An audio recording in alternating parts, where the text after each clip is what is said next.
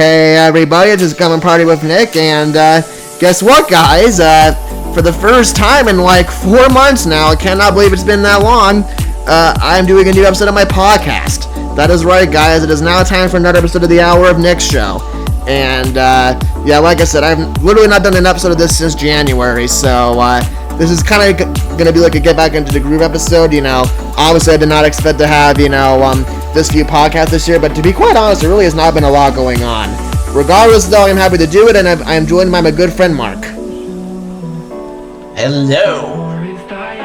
So yeah, without further ado, let's go ahead and get started here. We do have a few topics at hand here.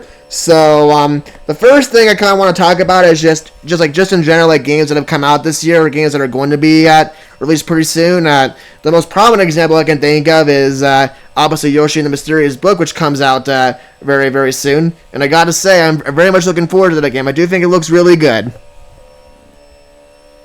Yeah, but like I also mentioned on my video that we recorded right before this, like the fact that you can't die or take damage from enemies, you can get stunned by them, but they can't outright kill you, like that to me, like I said, is a bit concerning.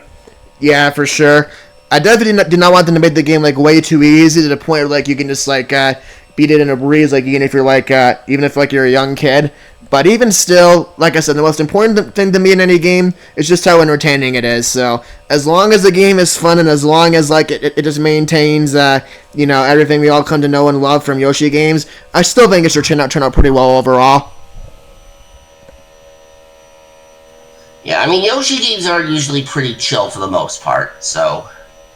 Yep, and of course, like I said, after Yoshi's Woolly World and Yoshi's Crafted World, even if I do think the former is much more fun than the latter, I always do look forward to a new Yoshi game, so I'm excited to see how that turns out. And of course, a couple months ago, we also had the release of Mario Tennis Fever, which I also think is a really fun game, honestly, too. Definitely the best Mario Tennis game, I'd say, in many, many years.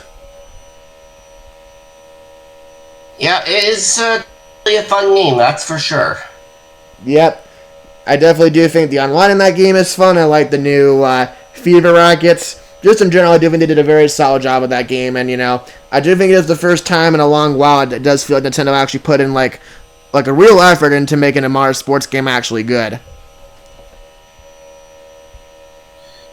I just wish they would kind of, like, do more sports, like basketball or something. They haven't done basketball since the DS when they did Mario Hoops. Yep. Like I said, I would love a new Mario basketball game. Mario Baseball would definitely be a nice one to see again because obviously, the Mario Baseball series is fun, and I know that you and Connor also would really love that especially too. But like I said, even just in general, even just like a brand new Mario sports game in general, like something we've not ever seen him do, would be really nice to see. I can't like really think of like a specific example at the top of my head. Maybe something similar to some what would sound like in Mario Sports Mix, like one of the sports there, kind of like its own thing. But regardless, though, even just a new Mario sports game of any kind would be great to see. Like a Mario sports one that I think I would personally enjoy would probably be Mario Ice Hockey. Oh yeah, same here. Especially as a big hockey fan myself, go Knights. I definitely would love to see a new Mario hockey game for sure. Well, we'll just see what happens. And in terms of other games, obviously, a couple months ago, one of the biggest games that has kind of been like a big talking point has been Tomodachi Life Living the Dream, which is, of course, is the long-awaited sequel to the Tomodachi Life game on the 3DS many years ago. And even though I'm not personally interested in that game, I'm definitely happy to see many people genuinely are enjoying it a lot. And, like I said, I've even talked to a couple people that, have been playing it themselves, and they really seem to be liking it a lot. So very, very happy for them in that regard. And, of course, Connor's been playing that. Hopefully he's enjoying it. Yep, I hope so, too. Same thing, of course, with Crazy Kenny. But overall, though, in general, I do think that so far, even though we've not really had a lot of games, we're at least out to a decent lineup. And, of course, I am excited to see what Nintendo is cooking for us later on this year. whenever we get to a new Nintendo Direct, obviously, we'll get more into that later. But regardless, though, in general, I do think this year has been pretty interesting for game releases so far, and if it's kind of been a bit lackluster. I mean, it has been a little bit slow, but then again, the pace of releases on the Wii U was even slower than this, so... Yep, oh, for sure. Almost anything really is better than the Wii U's pacing. I still remember those days. But in terms of other things to discuss, it's also a fact recently that Nintendo has been doing, that actually just recently, as in like about a month or two ago, Nintendo actually announced that they're going to be starting to kind of doing split pricing between physical and digital games. So basically, from what I understand, at least most of the time, and this doesn't really apply in all cases, but it is still the case most of the time, for in the U.S., physical games will generally be about $10 more expensive than the digital variant. And I think, Mark, you said that in Canada it's about a $15 difference between the two. Yeah, I believe so. Yep. So, in general, in terms of my thoughts about that, I actually do think this is a pretty nice consumer move in general. Like I said, I know some people are worried about, obviously everything becoming all digital one day. I do think that is a valuable concern, especially if you're a fan of physical stuff like me. I mean, I still buy DVDs and Blu-rays even to this day. But even still, in general, I do think it's still a very nice thing to be able to actually, kind of have options and be able to save a little bit if you want to play a new game. Mm-hmm. And what would you say about that personally? For the digital physical split, yeah, I mean, like, to me that kind of leads to like wanting people to buy digitally so that maybe they can save a little bit of money. Yep. But the problem though with all digital future is, like, let's say the servers were to shut down or whatever, and then you don't have access to that digital stuff anymore. Yeah, that can get a bit concerning.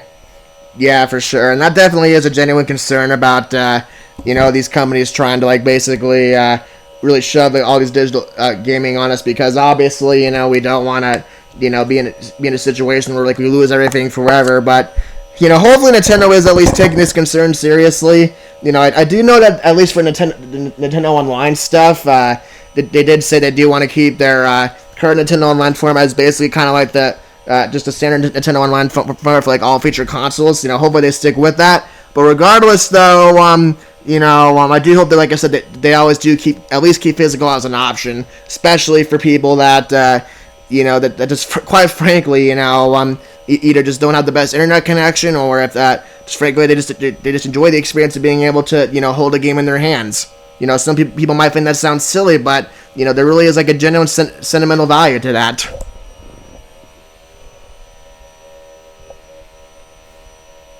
But yeah, in general, though, like I said, I am still glad at least this option exists. And of course, in regards to the upcoming Star Fox game, that's actually another game I forgot to mention that I'm looking forward to, because they did announce there's going to be a Star Fox kind of thing soon, which was actually hinted by something else, i.e. the Mario Galaxy movie. But that is something I'm looking forward to as well, being able to potentially get that game for $50, which honestly, especially in this day and age, really is not a bad price. No, it isn't. Yep. So, yeah, in general, like I said, I do think it's an interesting move. Obviously, people are going to have, like, varying opinions about it, but overall, I definitely do think it's at least a good thing, especially if they, as long as they don't, like, make it so that, we get to a point where, like, we have, and I think I even said this before on Discord, as long as we're not to a point where, like, they start doing this kind of thing, like they make, like, a $80 digital game and, like, a $90 physical game, like some people had industry word with Mario Kart Road, even though, of course, it didn't happen. As long as we're not at that point, then I still think it should be okay for the most part. Yeah, I guess should be. Yeah, I guess.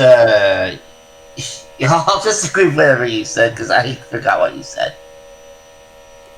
Oh yeah, I was just talking about just in general. Like I said, that physical digital split shouldn't be too bad, as long as, like I said, you don't get, like, outrageous with the pricing. Yeah, but I have a feeling though that whenever, I actually forgot to mention this, like, on my side, but I have a feeling that whenever the next major. Well, actually, we know when the next major Pokemon's coming out because they already announced that. What we don't know though is when the next major Mario game is gonna come out. And I have a feeling once those come out, those are definitely gonna be premium titles. For sure. But hopefully that's like more of a case where it's like a, I don't know, like maybe like a 60-70 split, or I don't know, worst case scenario, maybe a 70-80 split, but at least then in that case, you know, people can get the digital version. Like I said, just as long as we're not to a point where it's like 80 and 90 together. Yeah, that's true. Regardless, though, like I said, we'll see how that plays out. And speaking of prices, a lot of consoles have been going up in price lately, but mainly for the purpose of this discussion, Nintendo actually did recently announce that the Switch 2 is going up in price in a few months, specifically starting on September 1st. So yeah, basically for those, for the very few, I guess, who aren't aware, or at the very least, you know, I guess haven't really been paying attention to the consoles as of late. The Switch 2 currently costs about $450. Starting in September, the base model is going to be going for $500. And like I said on your side, even though I kind of saw this coming, especially with the way our world is now, it is still kind of a bummer nonetheless. But it does make me very happy that I bought my Switch 2 as soon as I did. Normally, I'd be the type to wait to get a new console for a while. I mean, even with my original Switch, I waited about a year. But in this case, since I knew that there was a lot of stuff going on in the world, and also because of the fact that, you know, I knew at some point we'd probably be seeing this kind of situation happen, I'm definitely glad I bought into it as soon as I did. Yeah, same with me. And of course, it's not just the Switch 2 prices that are rising, but also the PS5, I think, got a massive price increase as well. So it makes me very glad I got mine last year over that honestly pretty decent Black Friday sale. But yeah, just in general, you know, it is kind of a shame that, you know, we're getting to a point now where, you know, where data is getting so expensive and crazy in the world to the point where, you know, gaming is kind of becoming more of like a luxury item for people. Yeah. It's ridiculous. I know. And in all honesty, you know, it really just is kind of like a testament to the fact that a lot of these game companies really do feel they can get away with anything. Yeah. But, like I said, because you do have a few months still, I would personally highly advise anybody that wants to get a Switch 2 right now to just go ahead and try to make the jump that they can. You know, obviously not everybody's going to be able to afford it even right now, but honestly, if you can get the console right now, I would definitely recommend to go for it because, like I said, after September, it's only going to get even. Actually, no, starting in September, it's only going to get even harder. Yeah. Because can you imagine getting to September 1st, thinking that, oh, I finally have enough money to save to get the Switch 2, only to find out that that's the day the price goes up, and you're like, oh man, now I gotta save up more. Yeah, exactly. That would definitely be a huge bummer, especially if you're buying it for like your kid or something. Yeah, and you have to break the son. I'm sorry, but the goalpost got moved. It's gonna take a little bit longer before I can get you this. For sure. And I mean, I guess to be fair, I mean, because the Switch 2 already pretty much is the most expensive Nintendo console of all time, yeah, it already was kind of harder for families to afford it compared to previous Nintendo consoles. I mean, you know, I'll put it this way: you definitely won't be seeing many, you know, people buying like multiple Switch 2s like the way you would with the Switch 1. But even still, you know, it really is, like I said, just a shame that, you know, that it's going to get even more expensive now. But like I said, because of that, though, I'd say if you want one, get it now. Yep. Alright, and something that's actually been kind of just an ongoing theme this year, just in general, is the fact that in terms of Nintendo Directs, well, we haven't actually really had a standard one yet. Not since September, anyway. Now, in all fairness, we kind of have had a couple, you know, smaller directs, like we had like two short directs for the Mario Galaxy movie before that came out, and of course, very recently we had a Star Fox direct, and of course, I think there was another direct at the beginning of this year that was more like a partner showcase. But aside from that, in terms of like an official like standard Nintendo direct, we really have not had one as of late, and I am kind of curious as to think, at least from your perspective, Mark, why do you think that that is as of late? Well, it partly has to do, I think, with the fact that there's the Nintendo Today app now, where they can just like announce stuff on there. But I think it's also because we're like at the point where games, and this doesn't just apply for Nintendo, it applies for pretty much every console maker, where games take longer to develop, which means they're going to take longer to release. Yeah, exactly. You know, it definitely, and I actually do think I saw a video from somebody recently. I think his name is exactly Lilypad. I might actually link his channel in the description of this video. But he actually did make a very similar point that, yeah, because games are taking a lot more time to come out now, and, you know, obviously they don't want to, like, you know, build up hype for a game that's, like, years and years away, kind of like what they did for Metroid Prime 4. That might be a reason why we haven't been seeing as many like big epic game showcases recently, which is kind of a bummer. But at the same time, you know, I do at least understand that reasoning. Yeah. And as for what you said about the Nintendo Today app, I definitely do agree with that as well. I mean, you know, obviously when it comes to like smaller game announcements, I do think it probably does just logistically even it makes more sense for Nintendo to kind of just like announce a lot of new games like via that app rather than you know having to do like a big showcase for it. Like obviously I hope they don't get like too crazy with it. Like don't like announce a new 3D Mario game at like on the Nintendo today. That would kind of feel like so lame and so anticlimactic. But certainly for sure for smaller titles you could probably get away with it a little bit more at least. Yeah, I suppose you could. Yeah, but yeah, in general though. Hopefully we do still get Nintendo Direct soon. I do feel like the time kind of is coming up to be pretty soon to be the right time for it. I mean, obviously we're in May right now, and you know, usually most of the time I do kind of feel there is at least like one Direct in the summer. There wasn't last year, obviously, because of like the Switch 2 coming out and stuff. But hopefully this year we can maybe get one like around like June or July or something.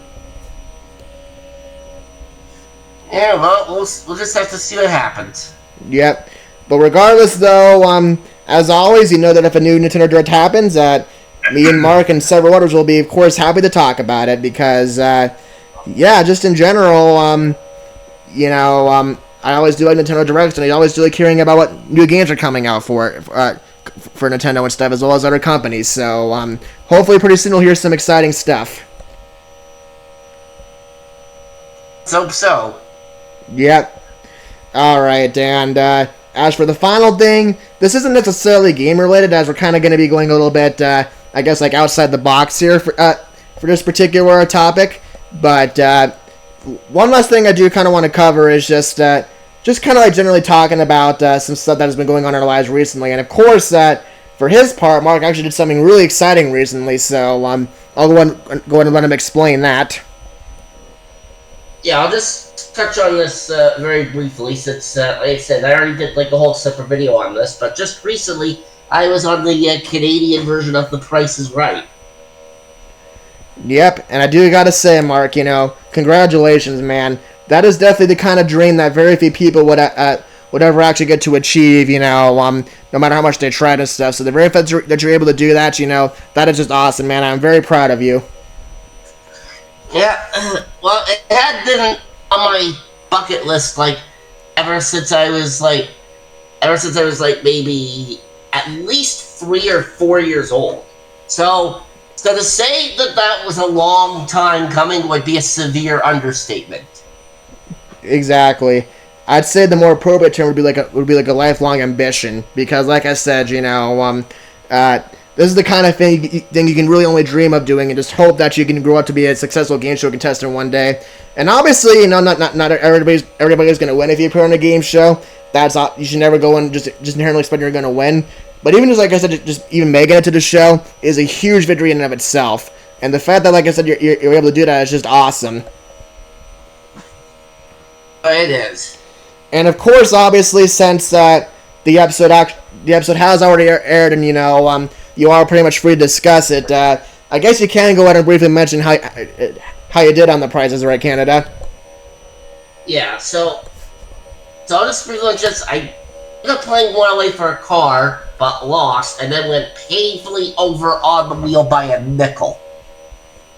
Yeah, and that is like such a tragic, like small miss, you know. Obviously, going over and losing is kind of stings no matter what. But especially when you're just that close, it really can feel, you know, just a bit deflating. But like I said, though, at the end of the day, though, you were still able to fulfill a dream that many people could only dream of. So the very fact that you're able to make it to the Price is Right in the first place is just amazing.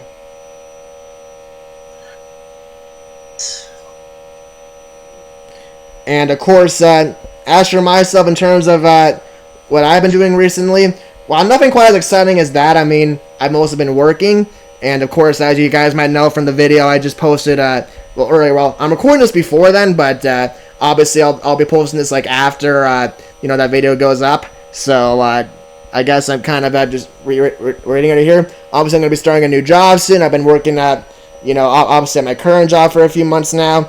And beyond that, like I said, I've just, I have been kind of not really as much in the mood to edit videos lately, just because of the fact that, there's been many other things on my mind. But I do still hope to be able to produce content for you guys. And, I, for one, am just very glad that I finally get to continue this podcast because, I really do enjoy doing it. And, the very fact that I've not really had that much to talk about in terms of that, kind of has been a bit of a bummer. So I am glad I actually do get to discuss that a little bit more now.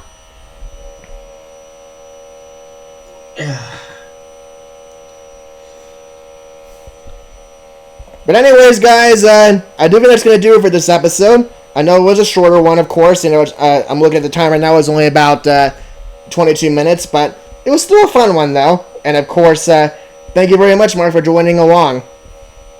Yeah, no problem. Obviously, I hope we can start doing this monthly again. Obviously, I can't make any promises in that regard, but definitely would be nice to do so. It would, but obviously you can't control what happens in the world. Exactly. Especially because everybody has their own lives and stuff. Yep.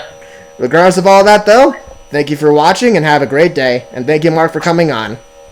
No problemo.